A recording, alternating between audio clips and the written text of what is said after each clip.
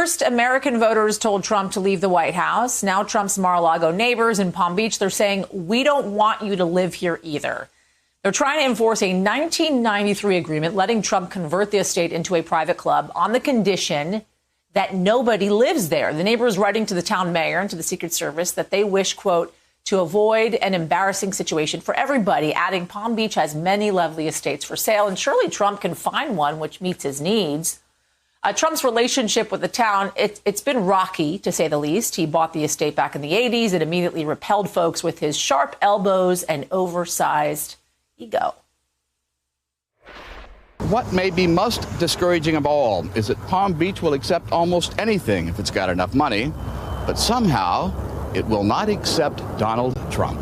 I don't think that if you coming in and making such a big impact is such a good idea. Now, you have to go slowly and not scare the people, you know, and try to overwhelm them with your money and your power. Gotta love some stock footage. Joining me now is Palm Beach Post political reporter Christine Stapleton. She is covering this battle over Mar-a-Lago for the paper. Christine, thanks for joining us from Florida. Appreciate it. How seriously is the Palm Beach is Palm Beach treating this complaint from the neighbors? Well, as of right now, it's just a couple of letters that have been sent to the mayor and the town council. So it's not official in terms of the town council is going to be taking anything up. That paperwork hasn't been filed, but you know everybody's obviously talking about this, and you know it could very well be an issue that ends up before the town council. And with a lot of things that Trump has tried to do at Mar-a-Lago that end up before the town council, it gets pretty contentious and drawn out. So this will be really interesting.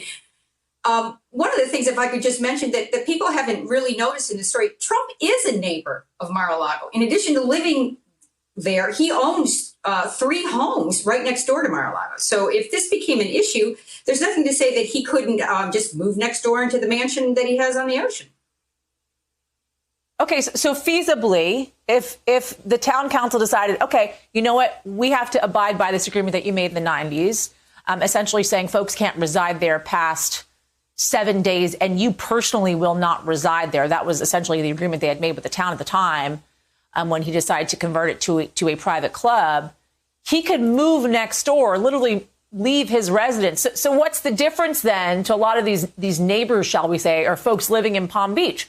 Why don't they want him living specifically at Mar-a-Lago when he could just live next door?